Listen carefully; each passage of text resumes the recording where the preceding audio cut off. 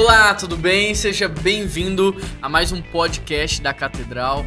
Hoje eu tô aqui com duas convidadas especiais, vou deixar elas se apresentarem. Vai lá. Oi, meu nome é Bianca. O que eu tenho que falar? Se você quiser dizer sobre isso. Entendi. Não corte, diretor. Oi, meu Deus. Meu nome é Bianca, eu sou membro aqui da PIB já tem quase um ano, mas um pouco menos. Sou formada em psicologia pela PUC, hoje atuo com clínica e também na área organizacional. Muito bom. E Oi, você? gente, eu sou a Keila, tô aqui de novo. Tá Isso aqui, aí. sempre fiscalizando, né? Hoje nós vamos conversar sobre um tema muito relevante, como sempre, né? Como Sim, toda sim, semana é um toda tema semana. relevante. A gente vai falar sobre gestão da emoção e é por isso que a gente tem aqui a ilustre Bianca, psicóloga, para meu nos Deus. abrilhantar com seu conteúdo, né? Exatamente, eu vim aqui só pra aprender, amiga. Ah, entendi. Então vamos lá. E nós vamos interagir aqui, e você que está ouvindo a gente aí no Spotify, não esquece de compartilhar esse episódio. E você que Também. está participando pelo YouTube, deixa o seu like aí, assina o nosso canal, isso é muito Isso aí. importante. Vamos lá, então, vamos começar pensando o que é propriamente a gestão da emoção. Porque a gente lê esse tema nos livros, né? Você vai na leitura, vai em outras lojas, praticamente ali na entrada só tem livro sobre emoção Exatamente. hoje. É. E até, vamos dizer aí, uns 10 anos atrás, pouco se ouvia falar sobre gestão da emoção, pouco se tinha escrito sobre isso. Hoje não. Hoje é um assunto muito pertinente. Mas o que é realmente isso, Bianca? O que você poderia dizer pra gente sobre gestão da emoção? Bom, eu acredito que hoje a gente fala muito mais de gestão da emoção pelo fato da gente estar passando por períodos de muito mais dificuldade também. A gente percebe que a emoção ela tem movimentado o mundo todo, a globalização, o capitalismo, então é algo que, além de ser muito importante, é algo que vende, né? Uhum. As pessoas buscam sempre estar mais felizes, sempre estar mais completas, e aí a gente vai ouvir esse tema com muito mais frequência. Uhum. Só que a gestão da emoção, ela vai muito além dessa busca pela felicidade, ela vai muito além de um simples autoajuda, né? Uhum. Ela vai basicamente de você se escutar, de você se entender, de você olhar pra dentro e falar o que tá acontecendo. Sim. E a partir do momento que você se olha, você consegue entender e gerir aí, vamos colocar Entendi. assim, fazer Legal. essa gestão. E você, Keila? Eu acho que isso tem estado em voga, né? Mais porque antes a gente adoecia muito por questões físicas meramente, né? Hoje a gente vê que tem muitas pessoas doentes por questões emocionais, por Sim. doenças psicossomáticas, né? Eu acho que, à medida do tempo, o ser humano parou justamente dessa autoavaliação, desse autorreconhecimento. E, historicamente, a gente tem extrapolado os nossos limites, né? Tanto físicos como geográficos, a gente tem trabalhado muito mais. O nosso tempo tem se reduzido porque a gente acha que a gente tem que produzir muito mais. E isso tem nos desgastado emocionalmente. Entendi. Né? Então, Bom. eu acho que essas doenças têm trazido essa questão de eu não estou bem, gera um alerta. E aí, o que eu tenho que fazer? Por isso que aumentou tanto essa busca. Dizem que hoje um jornal impresso tem mais informação do que um indivíduo teria em toda a sua vida na década de 40, por exemplo, né? Exatamente. A gente vive num período onde a gente tem chamado da crise da informação. Por quê? Porque todo mundo se tornou um jornalista, todo mundo tem conteúdo para dar. E não importa onde você está, você sempre está sendo bombardeado com conteúdo, né? Então você está na tela do seu celular e está aparecendo várias mensagens, vários textos, e você vai se perdendo em tudo isso. Então isso é uma questão. Hoje a gente vive num tempo onde a gente não respeita mais os nossos Exatamente. limites, né? Exato. E a gente tem percorrido aí um caminho frenético. É um caminho... Porque a gente saiu do ritmo que Deus desenhou para nós, né? Deus tinha um ritmo, Deus tinha um formato, e a gente está submetendo a nossa alma a um ritmo de vida desumano, predatório, Exatamente. que tem nos destruído enquanto pessoas, enquanto seres emocionais.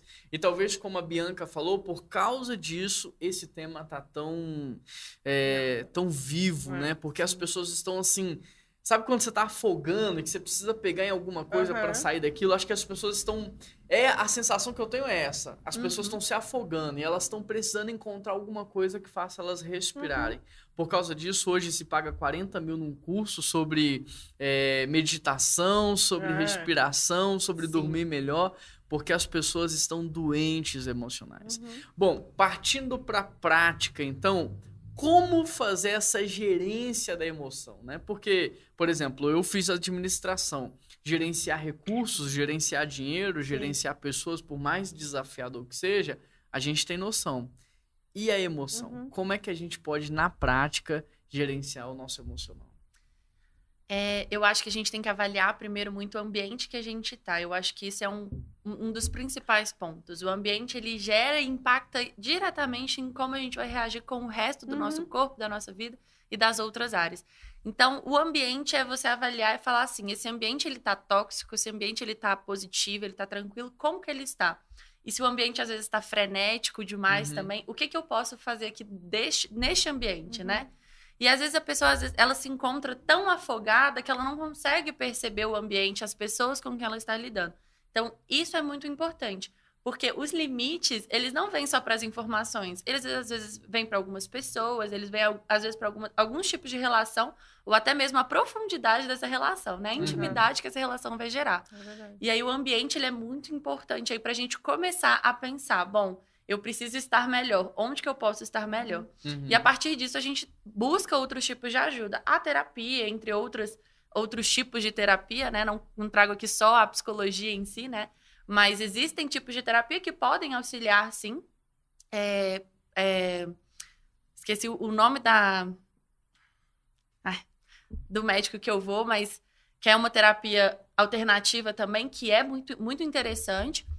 E homeopatia, isso. A homeopatia, que é muito interessante também pra gente tratar várias coisas, ansiedade, entre outras coisas, de uma maneira mais branda. Mas eu acho que é a gente trabalhar e buscar essa ajuda. A gente não negar a ajuda também.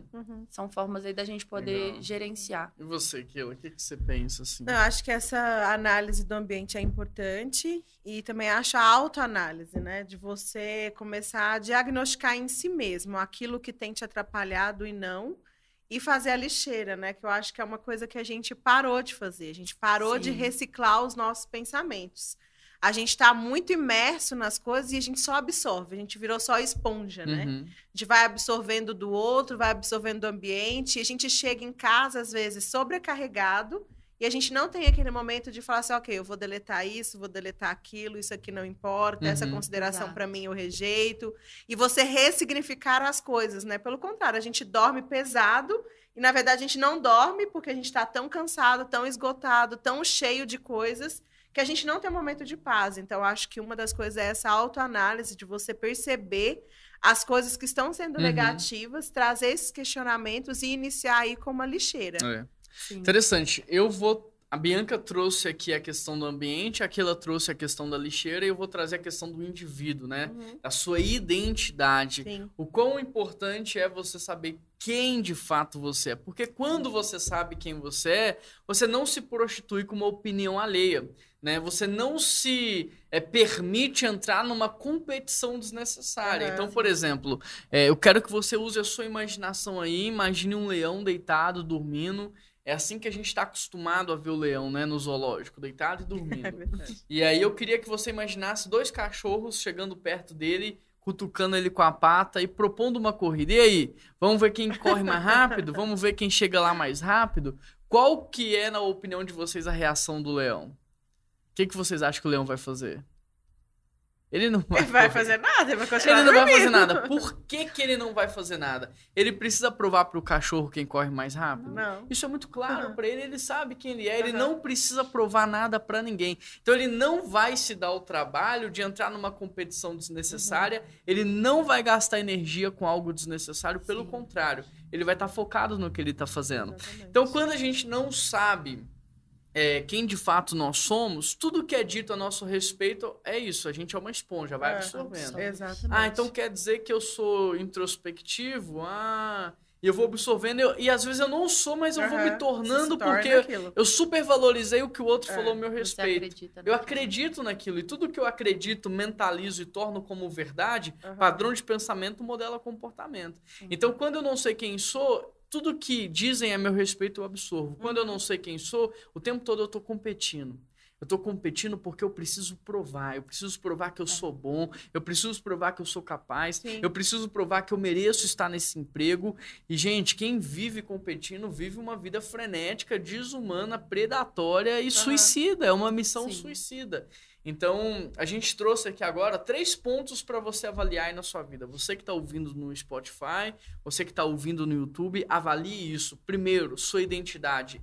Tá claro quem você é, você sabe quem você é. Se eu tirar a sua profissão, o que você faz, se eu tirar tudo isso, o seu título, o que sobra? Quem você é? Exato. A segunda coisa é o seu ambiente. Como é que tá o seu ambiente, né? Um ambiente sadio, um ambiente doentio, porque até as plantas reagem ao ambiente, Com né? certeza. Então, um ambiente pesado, negativo, as plantas vão morrer Reflete. tudo. Exatamente. Mas um ambiente de alegria, as plantas vão viver. Então, como é que é o ambiente? Você é fruto também do seu ambiente, né? E o terceiro ponto é, você aprendeu a fazer essa reciclagem da emoção, dos pensamentos. Você tá conseguindo ou não? Você simplesmente é aquela lixeira de 100 litros que só tá enchendo e transbordando. Eu acho isso interessante porque trabalha bem essa questão do gerir, né? Muitas vezes a gente não sabe diferenciar o que é gerir e suprimir, né? Que você, ao invés de fazer essa limpeza mental, você só guarda, né? Então, às vezes algumas pessoas, não, eu sei gerir as minhas emoções, mas na verdade ela só tá acumulando, ela tá guardando, escondendo isso num ponto, Entendi. guardando em um lugar, mas ela não tá gerindo, entende? Ela tá escondendo aquilo, Isso, mas ela mas acha não que tá jogou trabalhando. fora, mas ela escondeu. Vai vir à tona. Exatamente. Na hora Em que a algum momento, tempestade uma hora. vir, traz o Isso. lixo todo pra E fora. é aí que mostra que a pessoa é completamente instável, né? Porque isso pode durar um tempo. Mas depois isso vai se tornar muito constante, porque ninguém dá conta, né, dessa carga. Sim, é como na rua, você vai Exato. jogando o lixo fora, alguém chega vai uma hora que escondendo toca. dentro do bueiro, vem a tempestade e Inunda. todo o lixo sobe. Então é isso que é uma pessoa instável. Seria isso? Uma pessoa que ela consegue esconder por um momento seus sentimentos, ela consegue esconder toda a sujeira que há dentro dela, mas na primeira pancada, na primeira tempestade, no primeiro externalizar. chacoalhão, Vai tudo à transborda. tona. Né? Exato. Legal. Vamos tentar explorar mais aí essas 3 coisas que a gente falou agora. Ok. Vamos explorar a questão do ambiente, da lixeira e do indivíduo. Bianca, sobre essa questão da gestão da emoção, você tem alguma dica pra gente? Faz de manhã, a gente faz isso à noite. Que hora que a gente reflete sobre tudo que foi nos dito? Você tem algo assim para acrescentar nesse sentido pra gente? Olha, eu acredito que para a questão da emoção mesmo, existem rotinas, né? Existem pessoas com rotinas diferentes. Tem aquelas pessoas que adoram escrever um diário. Isso é muito positivo porque você consegue expor, né? Pôr para fora em palavras escritas. E aí você não tá contando para alguém. Tem gente que conversa com um amigo de noite, e isso já ajuda muito também, porque você colocou pra fora o que você sentiu. Mas uma das minhas dicas é, não deixe guardado. Boa. Ah, isso te machucou, isso te magoou. Por mais que você não queira falar com aquela pessoa que te machucou na hora, converse com alguém que você tenha confiança e que você saiba que aquilo ali vai ser para tratar e não para machucar. E aí você vai conseguir expor isso daí de uma forma que vai te ajudar. Sempre que a gente traz a emoção em palavras, a gente consegue tratar de uma maneira muito mais curativa, sabe? E de maneira mais rápida também. Legal. Bom, em cima do que você está falando, acho muito legal 2 observações que você fez. Primeiro, né, escolha bem para quem você vai falar. Por quê? Você não vai falar para fazer fofoca, você não vai falar para magoar. O intuito de você falar é para você ser curado. Então escolha bem uma pessoa que vai ter essa maturidade Um amigo de espiritual. acolher o que você disse de uma maneira sábia, né? E a Bianca tá dizendo aqui, ó, pode ser ou um psicólogo, um amigo espiritual, ou algum amigo muito próximo, mas essa pessoa ela tem que ser imparcial, né? Às vezes a gente conta para o nosso melhor amigo, conta para nossa mãe, alguém que nos ama tanto e que não consegue fazer essa imparcialidade. E às vezes aquilo que precisa ser dito não vai ser dito, aquilo que precisa ser pontuado não vai. Exatamente. Né? Então, escolha bem para quem que você vai falar. E a outra observação que a Bianca fez é sobre falar, a importância de falar, né? Sim. E hoje a gente está vivendo num momento onde as pessoas não têm paciência para ouvir, né? Verdade. E encontrar alguém para ouvir a gente está cada vez mais raro. Com certeza. Né?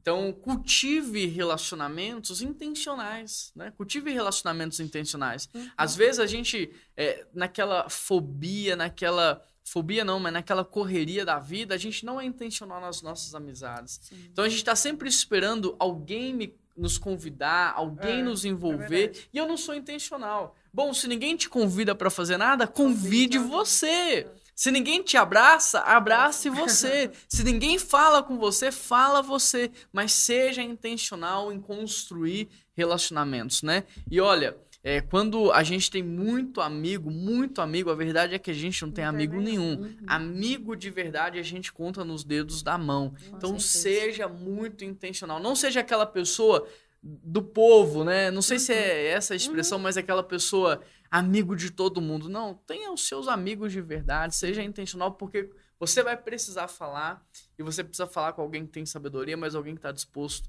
a te ouvir, né? E não tendo esse amigo espiritual tão próximo, ou alguém ali que ele já identifique, hoje existem diversas plataformas com profissionais qualificados para isso, Sim. né? Online, você pode jogar aí terapia online, você encontra diversos lugares com profissionais qualificados, onde você tem acesso ao currículo da pessoa para você entender um pouco dela, conhecer um pouco dela. E a maioria das vezes, assim, a primeira consulta é de graça, porque é uma consulta de conhecimento ali. Então, é algo que vale muito a pena também de ser procurado. E assim, aproveitando a deixa da Bianca, aqui nós temos 3 opções para você, né? Nós temos a Marilyn, que é psicanalista. Nós queremos indicar também a Denise, que é psicóloga, e também a Bianca. Então, as 3 também fazem atendimento online. Se eu não me engano, a Bianca é mais especializada em crianças, né? Então, você pode escolher. São 3 pessoas que a gente conhece, atesta. E se você precisar de ajuda, elas atendem online também. O importante é você ter alguém te ajudando, né? Com certeza. A Keila, foi a Bianca que falou do ambiente, né? Sim. Bianca e Keila, o quanto que de fato o ambiente influencia a gente? Total. Total. Tudo. Vamos tentar pensar num exemplo prático, assim, de um ambiente. Lembrei de uma situação. Eu não sei quem me contou isso, mas foi uma situação no aeroporto. Eu contei isso numa reunião de ministérios que a gente faz aqui na igreja toda terça. Um amigo presenciou uma cena. O idoso, ele, por descuido ou por falta de atenção, ele sem querer entrou no lugar errado na fila do avião. O funcionário viu e ele ficou assim, irado com o idoso e começou a humilhar o idoso na frente de todo mundo lá, xingando ele, ao invés de ter paciência, ajudar o idoso, xingou, humilhou ele. Esse meu amigo tomou as dores e falou assim, escuta, por que você está fazendo isso? E aí esse funcionário desabou. Ele começou a falar, se você soubesse o ambiente que eu trabalho, se você soubesse como é que o meu lugar, se eu não fizer isso, eu posso ser demitido. Ou seja, um ambiente de insegurança gerou um comportamento agressivo. Então, quem mais que a gente poderia citar de exemplos ou de situações em relação ao ambiente? Eu tenho um exemplo de uma vez onde eu trabalhei em um lugar onde o lugar, assim, as pessoas do ambiente eram muito promíscuas.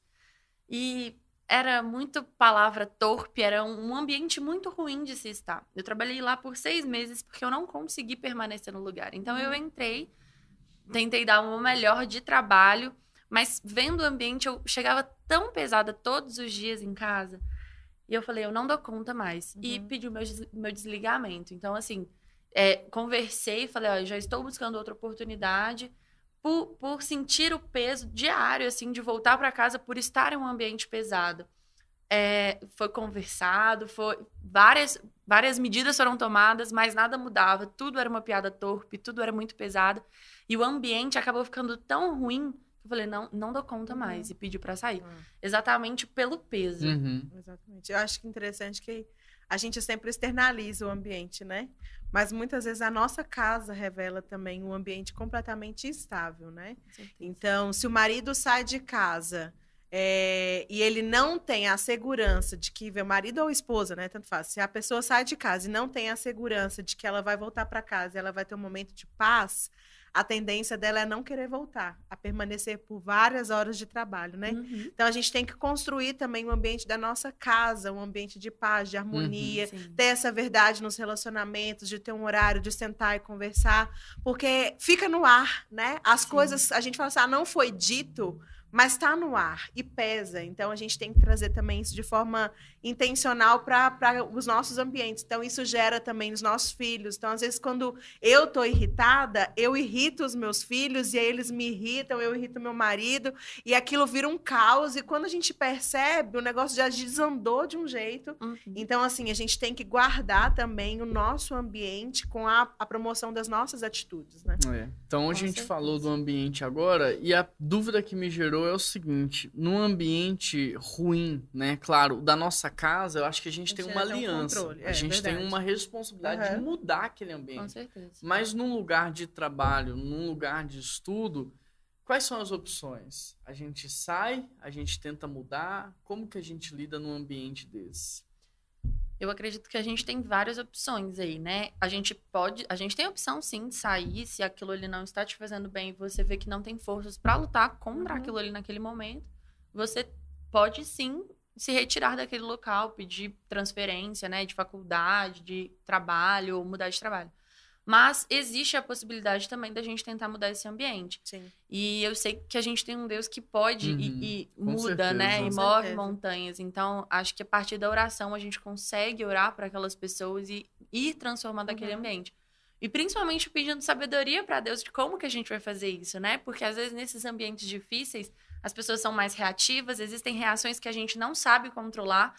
Então, pedir a Deus sabedoria e discernimento para entender o momento, para entender o lugar, o que a gente pode falar ali naquele momento para ser um fator de transformação mesmo. Não, legal. Então, me ajudem a recordar. A gente trabalhou agora 2 aspectos um pouco mais detalhado, que foi o ambiente e o segundo aspecto foi...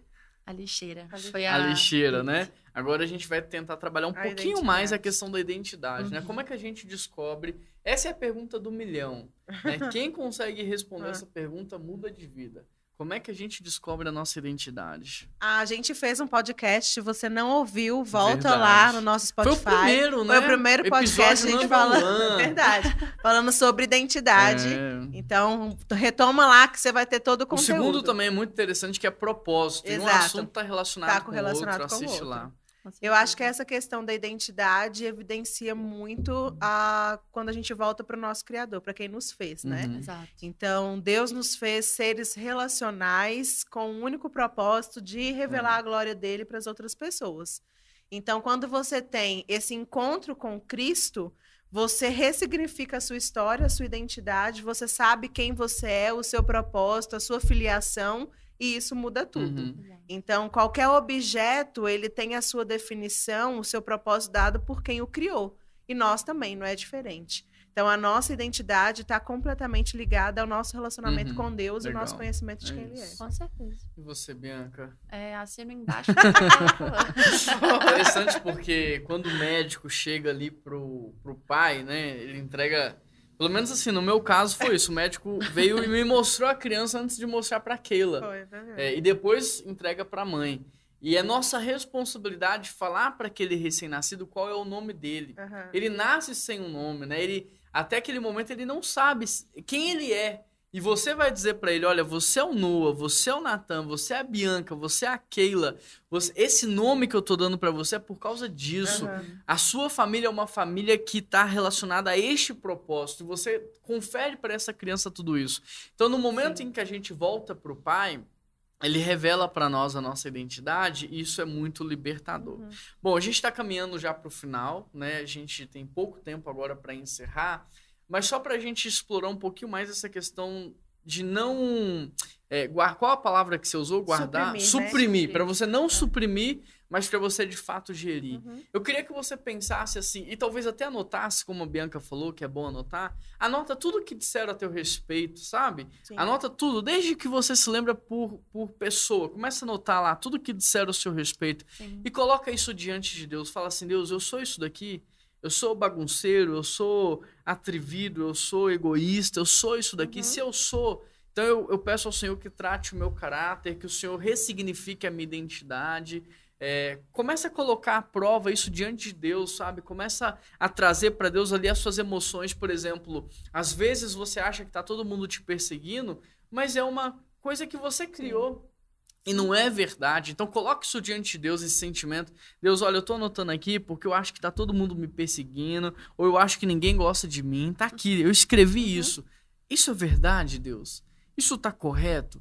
Me mostra. Porque o nosso Deus é tão bom que Abraão, quando estava assim, num momento de crise, deprimido, 100 anos, sem filho, Sara estéril, Deus falou assim, vem cá, Abraão, vou te mostrar as estrelas do céu. Esse é o nosso Deus. Então fala com ele, Deus, eu tô precisando ver um pouco de estrela. Tô precisando.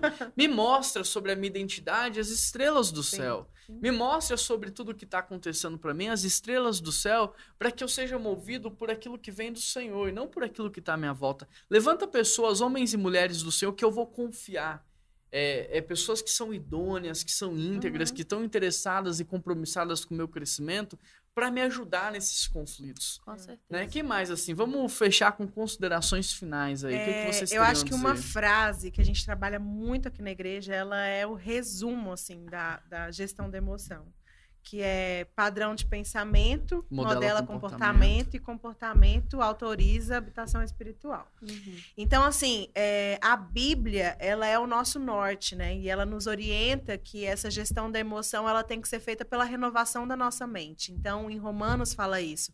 A gente tem que mudar a nossa forma de pensar, não só em relação a nós mesmos, mas em relação ao outro, em relação a Deus. E automaticamente, quando você muda a sua forma de pensar em conhecer a esse Deus e ter se relacionar, você tem o fruto do Espírito. E o fruto do Espírito é domínio próprio, a longanimidade, a paciência, é amor. Isso tudo já faz você gerir. Então, no ímpeto de ser grosseiro, você traz a sua identidade, a renovação da sua mente e você age em amor. No ímpeto de ser, sei lá, violento, você vai trazer outras coisas. Então, eu acho que é a gente conhecer a Deus, ter um relacionamento, renovar a nossa mente e ter os frutos do Espírito. Legal, Keila. E você, Bianca? Eu acho que a consideração que eu faço, já que a gente está falando de gestão da emoção, e as pessoas que vão escutar, eu acredito que não, às vezes não estão tão bem assim, né? Vão precisar de ajuda. Então, eu acho que a consideração não existe em pedir ajuda, e a ajuda mesmo, assim, para quem ele vê como referência, como norte, manda mensagem.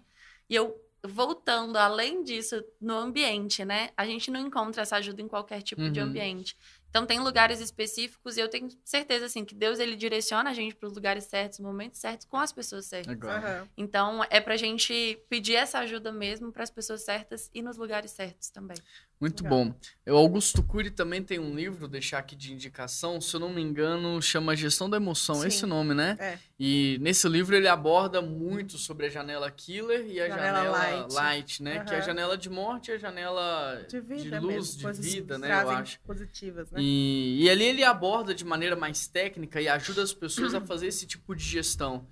Há muitas janelas de morte que foram abertas na sua vida com uma palavra, com um trauma, com um xingamento, e que isso precisa ser ressignificado. Eu conheço uma pessoa que eu estava ajudando, ela foi traída numa cidade, e essa cidade tinha o mesmo nome de uma marca de alimento.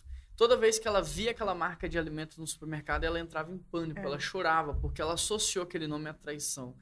E ela precisou que Deus ressignificasse aquilo na vida dela. Deus pode ressignificar a sua vida, o seu nome, a sua identidade, o seu propósito, as suas feridas, as suas cicatrizes.